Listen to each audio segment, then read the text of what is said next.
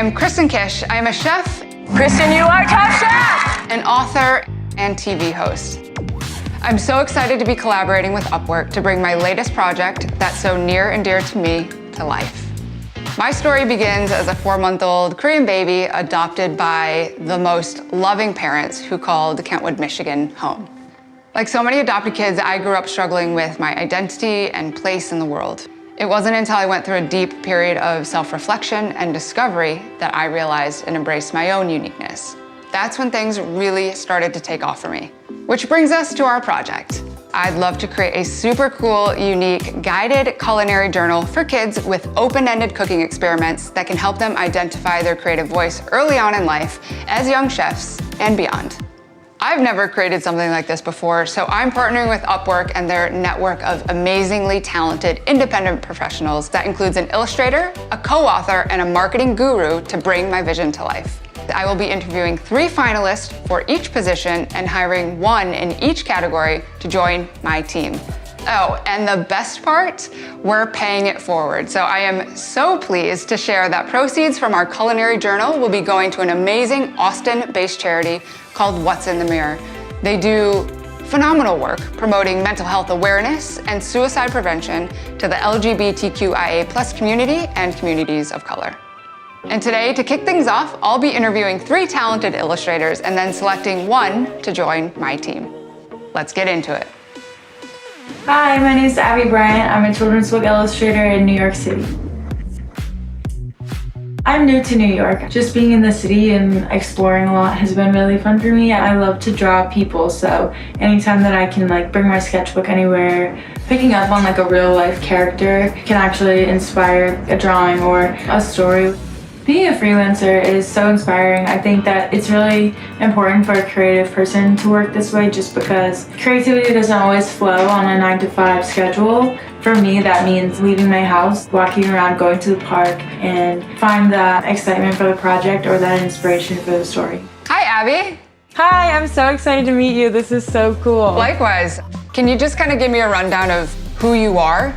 I went to school in Denver, Colorado for children's book illustration. I graduated last year. My art was so happy. People always just told me it made them happy or it made them laugh. So I felt like children's art was a perfect niche for me. I see in your background behind you are a few books. Can you show me a little bit more of them? My cat has also snuck into my frame here. Yeah. This one was the first book that I did. It's about a little girl and she has a dream of being a hypnotist to get people past their fears. This one was so exciting for me just because I ended up winning a Nautilus Award too. So that was so inspiring for me just because I was so scared to jump into freelancing full time straight out of college.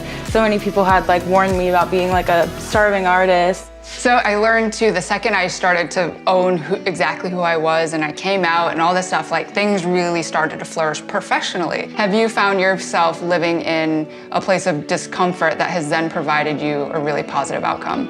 I definitely think so. I was really scared to share more about myself just because I identify as LGBTQ. I came from a very sheltered environment growing up. I really did not know any gay people. I had been encouraged by some people just not to share it so much because I might lose a lot of my supporters. Once I pushed through that and was actually comfortable sharing that, I got a lot more support, and I think that sometimes discomfort and trusting yourself and knowing that everything's gonna be okay, it'll usually work out better than expected.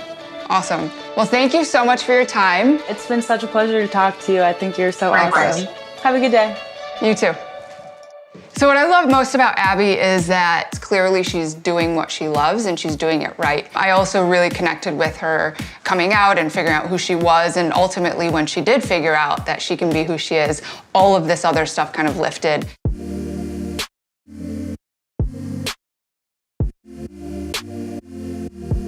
My name is Lisa Wee. I'm an illustrator. I'm originally from Malaysia. I'm currently living in Singapore.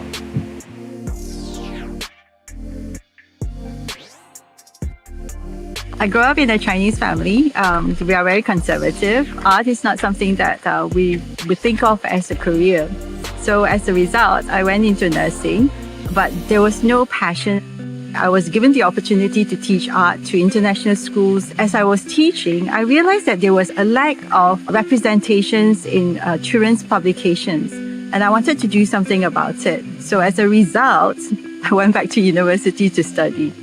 The characters I develop are an extension of myself, but they are smarter, sassier, bolder. I keep thinking about the person, what they will look like, and I'm crazy about hair to show forth the certain kind of quirkiness, certain kind of quaintness about the character, and that makes me really quite happy. I love being in nature. I'm inspired by being in nature. I spend a lot of time hiking and I spend a lot of time walking. Being a freelancer gives me that kind of power to spend my time with things that I feel that is important. Hi, Lisa. Oh my god! I can't believe it! I'm looking at you.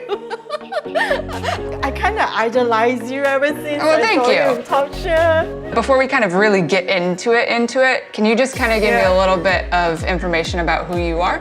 I'm an author, illustrator. So I studied here and then I went off to Kenya for about 12 years and I'm back here. Most of my illustration work is quaint and quirky with a key focus of being diverse and also inclusive. That's amazing. So tell me a little bit about Kenya. I was given the opportunity to teach art to the kids. So that's when I reunite my love for art. That's when the heart, the soul and the mind connected. I always goes into the bookstore or libraries and there is a very lack of diverse representation, especially with people of colors. And I look at my students, especially the Africans, they would find it very hard to actually connect with the books that they were reading. So I thought to myself, I wanted to go back and do something about it. I don't want just one shades of brown. I want many different shades of brown, yellow, tones like ours, or many shades of pink. I was adopted by a Caucasian family, so I grew up with surrounded by people that don't look like me. And I think at some point I started to recognize where the disconnect was. And my mom would read me a book. It was called The Korean Cinderella. And so it was kind of the idea of the normal Disney Cinderella, but it was people that looked like me that were in traditional Korean gowns and everything like that. So that really was very, very, very helpful. Do you have any thoughts top of mind of who we would want in our journal? Yes, I do. I like certain uniqueness. The uniqueness could be that they like really bunch hair. Oh, by the way, I love your porcupine hair. Thank you. Thank you. It's a very Asian thing. I feel like every Asian perhaps watching this knows exactly what we're talking about. I would like to have a porcupine lane. Yes, I'm into that one. With tattoo on it. Yeah, with tattooed porcupine. I like that one, yeah.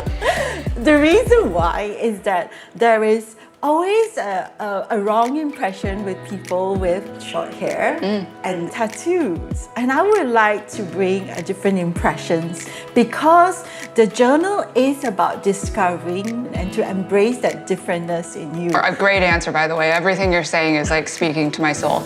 I really genuinely appreciate your point of view and your time and your talents. So thank you very much. Thank you so much for your time. I really appreciate it. Thank you. Thank you.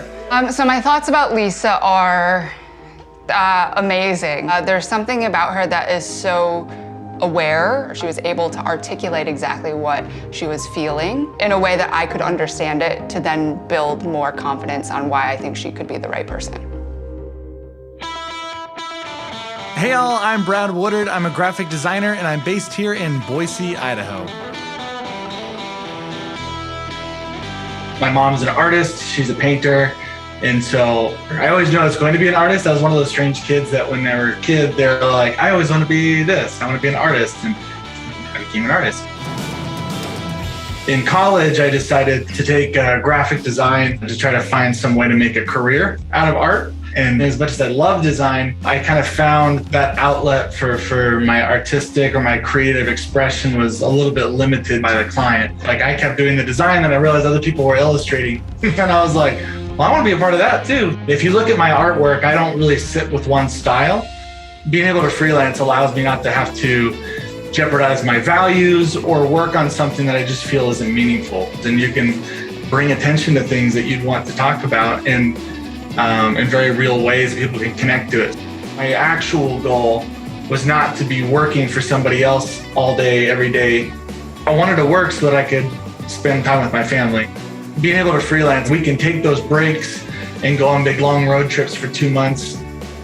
I gauge success more on how much time I could spend with my family and doing the things that I love. Nice to meet you, Brad. Hey, it's nice to meet you. Thanks for having me. Tell me a bit about yourself.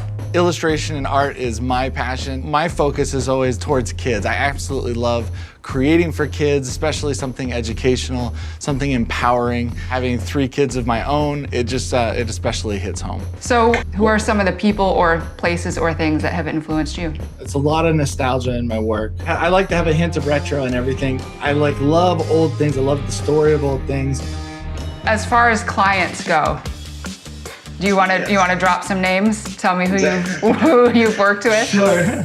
So we worked with some really, really big clients that everybody will know. We work with Target, Microsoft, Honda. There's a long list. And the only reason I hesitate to say them is because really my favorite projects have been with these companies that nobody really knows or cares to know about, because those have been some of the most special projects. But yes, we have worked with some major brands. So how do you make people feel cared and loved for through art? I like to create a warmth and a feeling of nostalgia through texture and color.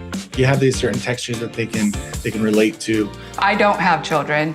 Where my empathetic nature towards kids comes from is just looking back on my past. How do you instill confidence in maybe not knowing who you are yet, and that's okay, or the self-worth in your kids? That's a great question. I feel like it's a lot of trying to let them know that it's okay. You can feel certain ways, you can dress certain ways. What makes us cool and what makes our style so unique is us. It's our experiences. You can be creative. You can inject you at that. You is fine. You don't want to be the knockoff brand to somebody else. Awesome. Well, thank you so much for your time. Tell all your children and wife I said hello. Hey, thank you so much. I appreciate you, Kirsten. Awesome. It was really nice meeting you. Likewise. What I love most about Brad is that he kept saying all the words that I tend to use a lot in my vocabulary, like relatability and nostalgia. So I appreciated his definition on how he feels like he can bring those to life.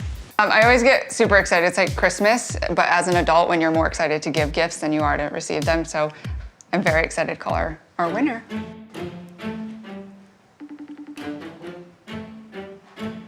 Hi. Lisa, I wanted to call and say I thought you had a really great understanding of your own point of view of the project, and I thought you had a great understanding of me. I would like to officially extend an offer to be the illustrator on the Guided Culinary Journal. No! Yeah! Oh, yeah! Yeah, is that a yes? Yes! Okay, good. Perfect, so thank you. No, thank you so much. Okay. I really appreciate it. You're welcome. All right, bye.